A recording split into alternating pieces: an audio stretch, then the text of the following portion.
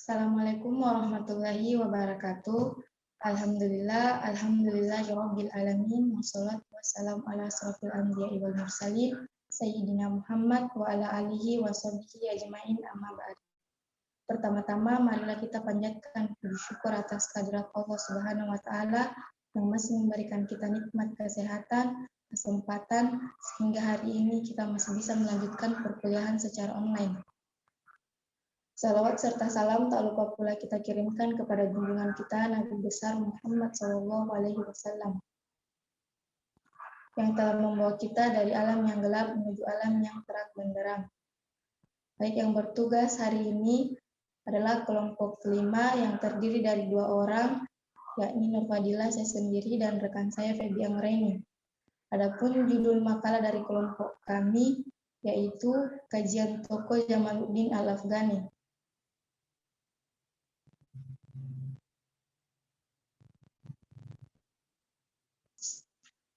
A. Biografi Jamaluddin Al-Afghani. Jamaluddin Al-Afghani lahir di Asadabad tahun 1254 Hijriah sampai 1838 Masehi dan wafat di Istanbul tahun 1897 Masehi. Nama lengkapnya adalah Sayyid Jamaluddin Al-Afghani. Gelar Sayyid yang disandangnya menunjukkan bahwa beliau berasal dari keturunan Husain bin Ali bin Abi Thalib, sedangkan Al-Afghani adalah karena dia berasal dari Afghanistan. Jamaluddin Al-Afghani adalah anak dari Sayyid Safdar Al-Husainiyah yang memiliki hubungan darah dengan saudara perawi hadis terkenal yang telah berimigrasi ke Kabul, Afghanistan, Sayyid Ali At-Turmusi, yang selanjutnya terhubung dengan Sayyidina Husain bin Ali bin Abi Thalib. Ia dididik sejak kecil sampai remaja di lingkungan keluarga yang bermazhab Hanafi. Kemudian ia sekolah di Kabul dengan sistem pengajaran yang konservatif. Selain itu, ia juga mengambil program ekstrakurikuler dalam bidang filsafat dan ilmu pasti. Selanjutnya, ia belajar ke India guna mengikuti program pendidikan dengan sistem kontemporer selama lebih dari 1 tahun. Disinilah untuk pertama kalinya Jamaluddin Al-Afghani mengenal sains dan teknologi modern. Selanjutnya, Harun Nastion dalam bukunya menjelaskan bahwa masa kecil Jamaluddin Al-Afghani tinggal di Kabul. Dia mempelajari ilmu akli dan nakli, juga mahir dalam bidang matematika. Al-Afghani sudah diajarkan mengkaji Al-Quran oleh ayahnya sendiri. Kemudian beranjak dewasa diajarkan bahasa Arab dan sejarah. Kemudian ayahnya mendatangkan seorang guru tafsir, ilmu hadis, dan ilmu fikih yang dilengkapi pula dengan ilmu tasawuf dan ilmu ketuhanan. Kemudian pada usia 18 tahun, Al-Afghani tidak hanya menguasai cabang ilmu keagamaan saja, akan tetapi dia juga mendalami ilmu falsafah, hukum, sejarah, fisika, kedokteran, sains, astronomi, dan astrologi. Beberapa orang guru Al-Afghani adalah Aqasid Sadiq dan Murtada Al-Ansori. Setelah menyelesaikan pendidikan formalnya, Jamaluddin Al-Afghani mulai melakukan aktivitas pertualangan politiknya dengan mengunjungi Hijaz dan menunaikan ibadah haji ke Mekah.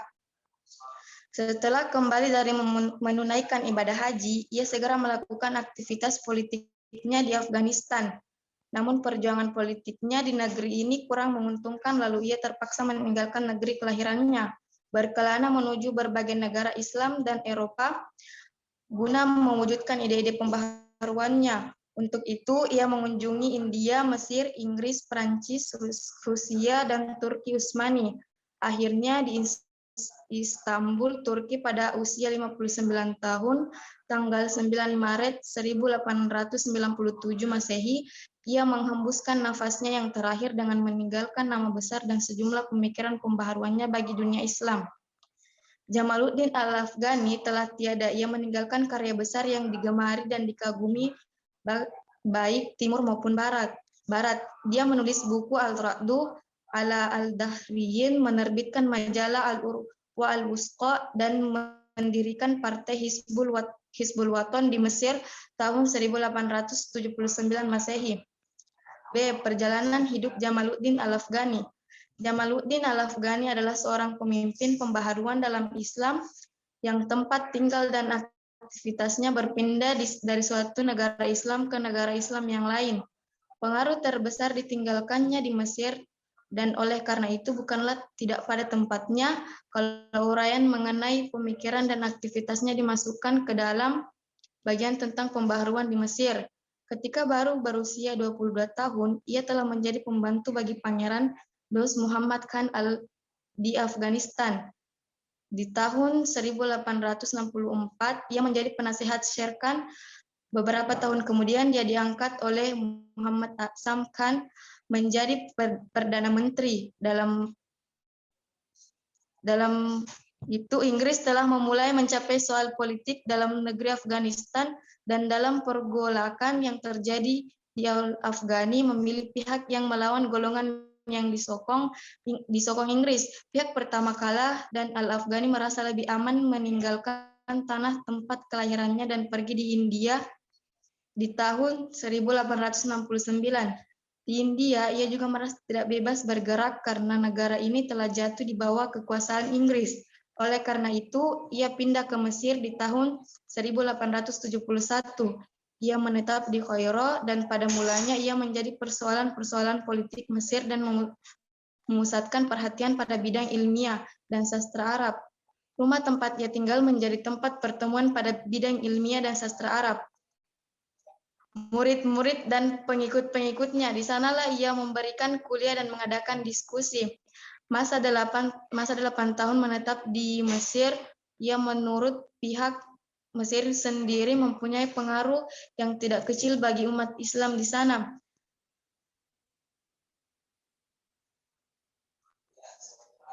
Dari Mesir, Al-Afghani pergi ke Paris, dan di sini ia didirikan perkumpulan Al-Urwa Al-Wusqa. Anggotanya terdiri atas orang-orang Islam dari India, Mesir, Syria, Afrika Utara, dan lain-lain. Di antara tujuan yang hendak dicapai ialah memperkuat rasa persaudaraan Islam, membela Islam, dan membawa umat Islam kepada kemajuan. Majalah Al-Urwa Al-Wusqa yang diterbitkan perkumpulan ini cukup terkenal juga di Indonesia, tetapi tidak berumur panjang. Penerbitnya terpaksa dihentikan karena dunia barat melarang pemasukannya ke negara-negara Islam yang berada di bawah kekuasaan mereka. Sewaktu di Eropa, Al-Afghani mengadakan perundingan dengan Sir Randolph Churchill dan Drummond Ward tentang masalah Mesir dan tentang penyelesaian pemberontakan Al-Mahdi di Sudan secara damai. Wolf meminta bantuannya untuk mewujudkan hubungan persahabatan antara kerajaan Utsmani, Persia, dan Afghanistan. Persahabatan ketiga negara itu perlu bagi Inggris dalam menentang politik Rusia di Timur Tengah, tapi kedua usaha itu tidak membawa hasil.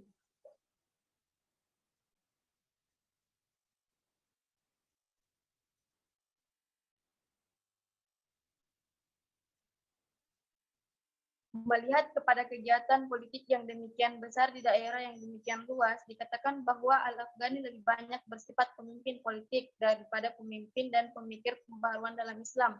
Tidaklah salah jika Stoddard mengatakan bahwa ia sedikit sekali memikirkan masalah-masalah agama dan sebaliknya memusatkan pemikiran dan aktivitas dalam bidang politik. Dan tidak pula mengherankan jika Goldsmith memandang Al-Afghani sebagai tokoh politik dan bukan sebagai pemimpin pembaharuan dalam soal agama. Tetapi tak boleh dilupakan juga bahwa kegiatan politik dijalankan Al-Afghani sebenarnya didasarkan pada ide-idenya tentang pembaharuan Islam. Kegiatan politik itu timbul sebagai akibat yang semestinya dan pemikiran-pemikirannya tentang pembaharuan. Pemikiran pembaharuannya berdasar atas keyakinan bahwa Islam adalah yang sesuai untuk bangsa, semua zaman dan semua keadaan. Kalau kelihatan ada pertentangan antara ajaran-ajaran Islam dengan kondisi yang dibawa perubahan zaman, perubahan kondisi, penyesuaian dapat diperoleh dengan mengadakan interpretasi baru tentang ajaran-ajaran Islam, seperti yang tercantum dalam Al-Quran dan hadis. Untuk interpretasi itu diperlukan ijtihad dan pintu ijtihad baginya terbuka. Adapun sebab-sebab kemunduran yang bersifat politis ialah perpecahan yang terdapat di kalangan umat Islam. Pemerintahan absolut mempercayakan pimpinan umat kepada orang-orang yang tak dapat dipercayai, mengabaikan masalah pertahanan militer, menyerahkan administrasi negara kepada orang-orang yang tidak kompeten, dan intervensi asing. Lemahnya rasa persaudaraan Islam juga merupakan sebab bagi kemunduran umat Islam. Tali persaudaraan Islam telah terputus bukan di kalangan awam saja, tetapi juga di kalangan alim ulama. Ulama Turki tidak kenal lagi pada ulama Hejaz, demikian pula ulama India tidak mempunyai hubungan dengan ulama Afghanistan. Tali persaudaraan antara raja-raja Islam juga sudah terputus. Jalan untuk memperbaiki keadaan umat Islam menurut Al-Afghani ialah melenyapkan pengertian-pengertian salah yang dianut umat pada umumnya dan kembali kepada ajaran-ajaran dasar Islam yang sebenarnya. Hati mesti disucikan, budi pekerti luhur dihidupkan kembali, dan demikian pula kesediaan berkorban untuk kepentingan umat dengan berpedoman pada ajaran-ajaran dasar umat Islam akan bergerak maju mencapai kemajuan. Mungkin cukup sekian materi dari saya dan akan dilanjutkan oleh materi kedua. Baik, di sini saya akan melanjutkan materinya, yaitu bagian C, pemikiran Jamaluddin Al-Afghani. Pada abad ke-19 hingga abad ke-20 merupakan suatu momentum di mana umat Islam memasuki suatu gerbang baru, gerbang pembaharuan. Fase ini kerap disebut sebagai abad modernisme.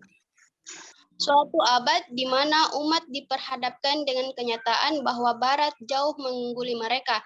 Keadaan ini membuat berbagai respon bermunculan. Berbagai kalangan Islam merespon dengan cara yang berbeda berdasarkan pada corak keislaman mereka. Ada yang merespon dengan sikap akomodatif dan mengakui bahwa memang umat Islam sedang terpuruk dan harus mengikuti bangsa Barat agar dapat bangkit dari keterpurukan itu. Ada pula yang merespon dengan menolak apapun yang datang dari Barat sebab mereka beranggapan bahwa itu di luar Islam. Kalangan ini meyakini Islamlah yang terbaik dan umat harus kembali pada dasar-dasar wahyu. Kalangan ini kerap disebut sebagai kaum revivalis. Sejumlah pemikir keagamaan muncul di antaranya Jamaluddin Al-Afghani dan Muhammad Abduh, yang berusaha menghidupkan kembali kalam dan menambahkan ketertinggalan dengan menampilkan tesis baru, serta berusaha menyelesaikan beberapa masalah yang muncul di kalangan umat Islam yang diakibatkan oleh peradaban modern. Abad modernisme Islam yang ditandai dengan dominasi Eropa, di mana dominasi Eropa atas dunia Islam, khususnya di bidang politik dan pemikiran ini ditanggapi dengan beragam cara sehingga melahirkan kalangan modernis dan fundamentalis. Modernisme cenderung akomodatif terhadap ide Barat meskipun kemudian mengembangkan sendiri ide-ide tersebut. Sedangkan fundamentalisme menganggap apa-apa yang datang dari Barat adalah bukan berasal dari Islam dan tak layak untuk diambil. Fundamentalisme merupakan suatu paham yang lahir atau besar setelah fase modernisme. Berbicara abad pembaharuan dalam Islam, maka tak lepas dari seorang tokoh yang merupakan sosok penting dalam pembaharuan Islam.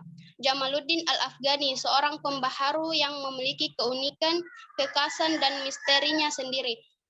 Berkat dari pembagian corak keislaman ini, Afghani menempati posisi yang unik dalam menanggapi dominasi Barat terhadap Islam. Di satu sisi, Afghani sangat moderat dengan mengakomodasi ide-ide yang datang dari Barat.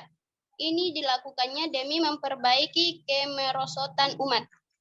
Namun di sisi lain, Afghani tampil begitu keras ketika itu berkenaan dengan masalah kebangsaan atau mengenai hal-hal yang berkaitan dengan keislaman. Alhasil, Afghani memijakkan kedua kakinya di dua sisi berbeda. Ia seorang tapi juga fundamentalis. Agaknya tepat apa yang dikatakan Black bahwa Afghani adalah puncak dari kalangan modernis dan fondasi bagi kalangan fundamentalis. Selanjutnya bagian D yaitu ide-ide pembaharuan Jamaluddin Al-Afghani. Yang pertama, pelestarian kegiatan ijtihad. Jamaluddin Al-Afghani sebagai tokoh reformis tidak hanya vokal menyuarakan agar kembali membuka pintu ijtihad, tetapi ia secara sistematis membuat suatu rencana untuk merealisasikan program ijtihadnya, yaitu menyesuaikan pemahaman akan syariat Islam dengan kondisi modern. Semua ini akibat pertemuan antara masyarakat Muslim dengan Barat.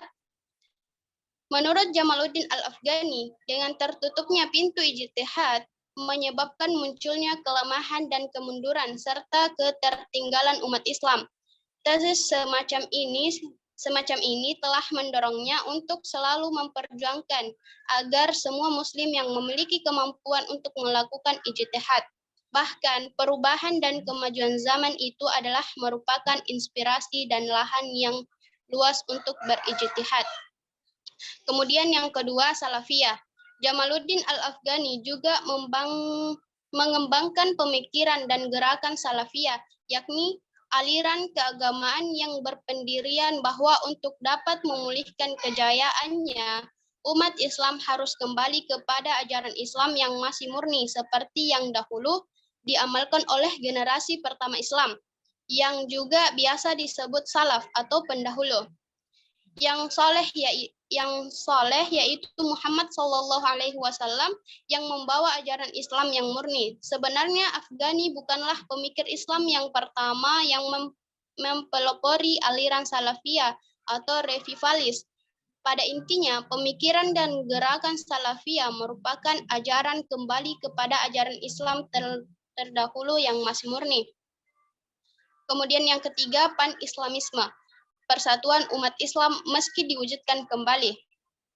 Dengan bersatu dan mengadakan kerjasama yang eratlah, maka umat Islam akan memperoleh kemajuan. Persatuan dan kerjasama merupakan sendi yang sangat penting dalam Islam, yang dimana dunia Islam harus bersatu dalam persekutuan pertahanan yang kukuh untuk mempertahankan diri dari keruntuhan.